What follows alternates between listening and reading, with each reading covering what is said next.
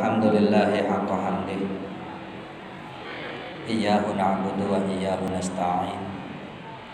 Asyhadu an la ilaha illallah wahdahu la syarika lah. Wa asyhadu anna Muhammadan abduhu wa rasuluhu wa la nabiyya ba'dah. Allahumma shalli ala nuril anwar wa siril asrar wa tariyakil akhyar wa miftahi babil yasar. Sayyidina wa maulana Muhammadin al-mukhtar wa alihi al-adhar wa ashabihi al-ahyar adada ni'amillahi wa ibtali.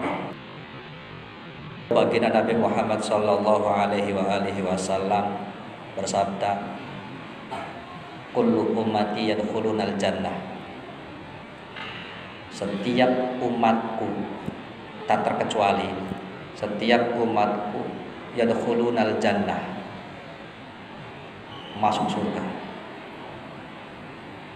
Artinya apa lagi di sini? Setiap umat baginda Nabi Muhammad sallallahu alaihi wasallam, insya Allah semuanya pasti masuk surga. Ilaman aba, baginda Nabi melanjutkan hadisnya ini, sabdanya, ilaman aba, kecuali satu golongan. Semoga kita tidak termasuk ke dalam golongan ini. Siapa? Aba, orang yang membangkang. Kemudian sahabat bertanya, qalu. Mereka bertanya, sahabat yang bersama Rasulullah saat itu bertanya mereka, siapa? Wa man huwa aba ya Rasulullah? Siapa yang tergolong ke dalam orang-orang yang membangkang itu?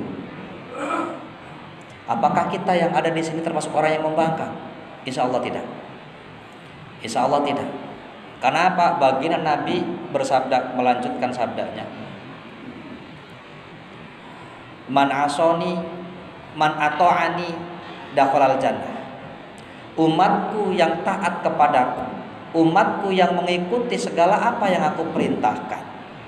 Man ato'ani, baik baginda Nabi mengajarkan sunnah kepada kita, mengajarkan sesuatu yang wajib kepada kita, atau melarang sesuatu yang diharamkan oleh Allah. Man ato'ani dakhalal jannah. Siapa yang ikut aku, siapa yang mentaati aku, maka dia masuk surga. Wa man asoni faqad aba.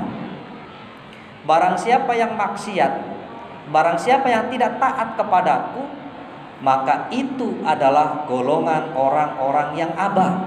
Siapa? Orang-orang yang membangkang itu. Artinya apa? Golongan orang yang tidak mau taat kepada Rasulullah, itulah yang termasuk ke dalam orang-orang yang akan masuk neraka nantinya. Lah kita di sini alhamdulillah, Rasulullah perintahkan untuk sholat, kita sholat. Tapi sholatnya jarang-jarang. Gimana? Yang penting sholat. Sudah taat kita kepada Rasulullah. Kalaupun kita masih banyak bolongnya, bukan karena abah, bukan karena kita membangkang. Artinya apa? Abah ini membangkang. Bagaimana dengan orang-orang yang melakukan dosa besar? Membunuh. Nomor satunya syirik, menyekutukan Allah. Syirik, membunuh. Kemudian nomor berikutnya durhaka kepada orang tua, harta haram, zina, dan lain-lain sebagainya. Itu dosa-dosa besar. Bagaimana dengan orang-orang yang melakukan dosa besar itu?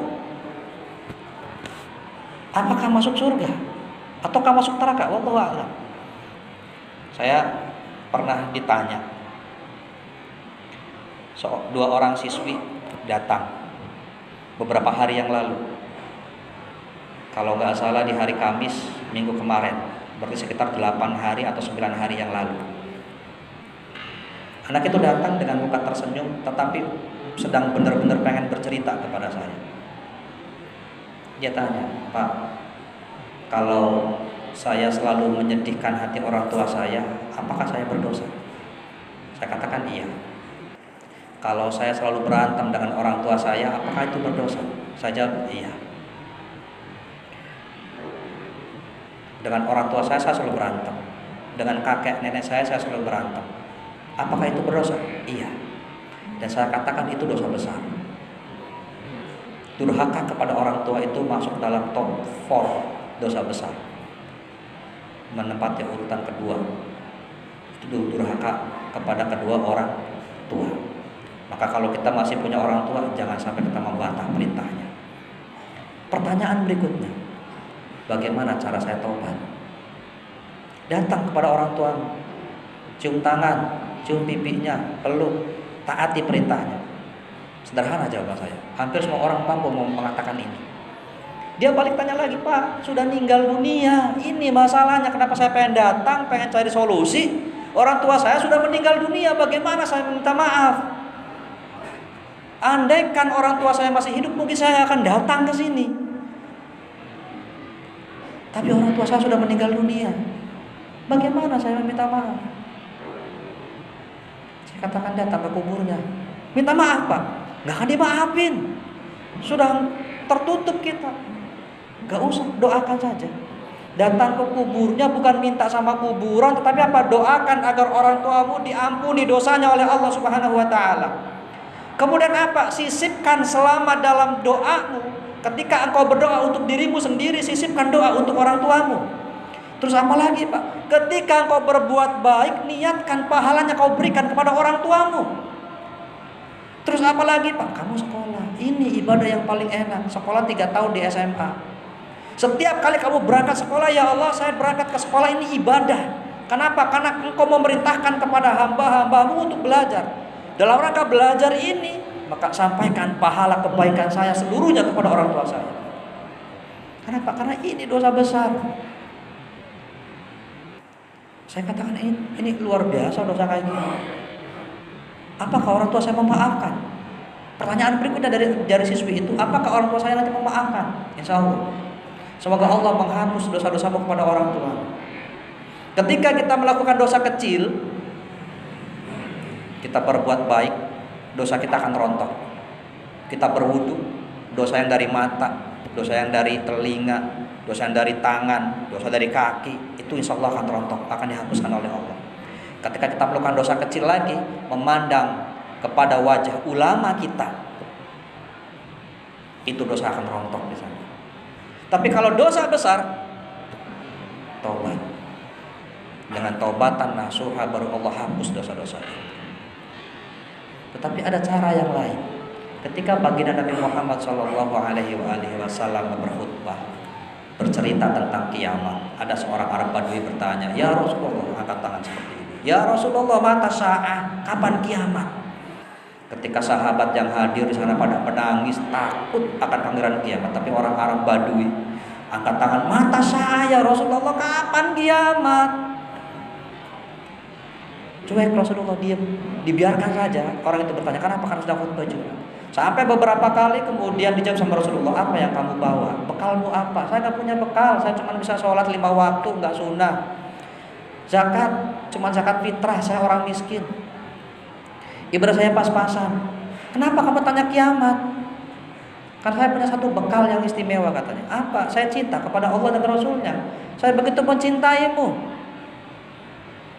Kemudian baginda Nabi bersabda lagi, "Al-mar'u yuhsabu ma'aman ahabba." Segala sesuatu itu akan dikumpulkan dengan yang dia cintai. Wa anta ma'aman ahbabta, dan kamu yang bertanya ini maksudnya langsung ditunjuk sama Rasulullah, dan kamu akan bersama orang yang kau cintai.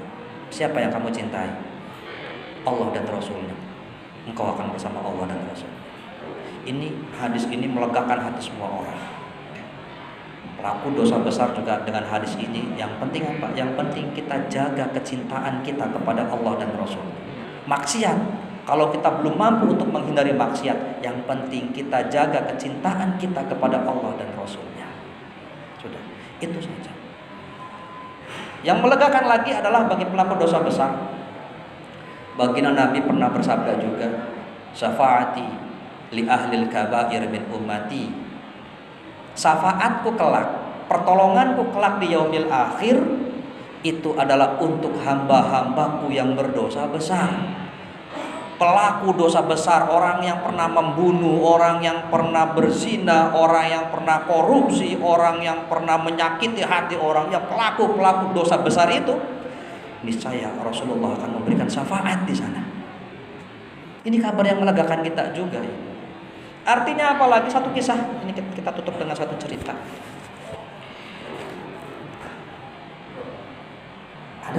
Ada kelompok perampok. Ada orang-orang yang pekerjaannya adalah merampok. Merampok ini mengambil hak orang lain dan ini dosa besar. Harta haram juga masuk dia. Ketika dia merampok, pemilik rumah menawari dia minum. Mas, ngopi. Kemudian ketua perampok itu dia bilang tidak, maaf. Kenapa? Saya lagi puasa. Seorang perampok ketika merampok dia puasa, berpahala enggak? Enggak, karena merampok dia. Tapi apa tujuannya? Dia enggak mau memutus kecintaannya kepada Allah dan Rasulnya. Tapi dia tetap maksiat, dia melakukan dosa besar di sini.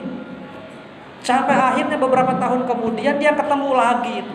Orang yang dirampok rumahnya itu sedang berangkat haji dan ketemu dengan kepala perampok itu. Sedang tawaf di Mekah, sedang berhaji di Mekah. Ketemu, kemudian bertemu dan ditanya, kamu bukannya kamu perampok yang dulu pernah merampok saya? Jawaban, iya. Kenapa engkau ada di sini meneteskan air mata seakan-akan orang yang benar-benar bertaubat di hadapan Allah? Jawabannya satu dia. Karena saya di saat merampok pun saya tidak mau melepaskan kecintaan saya kepada Allah. Saya tidak mau memutuskan hubungan baik dengan Allah. Dia tetap puasa, dia tetap sholat, tetapi apa daya, nafsunya mendorong dia untuk merampok. Maka dari sinilah kita bagi orang-orang yang dulu, bukan sekarang ya, insya Allah sekarang kita sudah bertobat semua. Yang dulu pernah melakukan dosa besar, jangan putus harapan. Tetap jaga hubungan baik kita dengan Allah dan Rasulnya. Tetap kita sholat, tetap kita puasa, tetap kita berbuat baik, tetap kita sedekah. Pokoknya lakukan, jaga hubungan baik dengan Allah dan Rasulnya. Niscaya insya Allah pasti Allah akan menuntun kita kepada kebaikan. Allah akan memberikan kita hidayah sehingga sebelum kita meninggal dunia kita bisa bertobat kepada Allah Subhanahu wa taala. Satu hadis terakhir. Allah pernah berfirman dalam hadis qudsi bahwa rahmati taghudul ghadabi. Rahmatku jauh lebih besar dari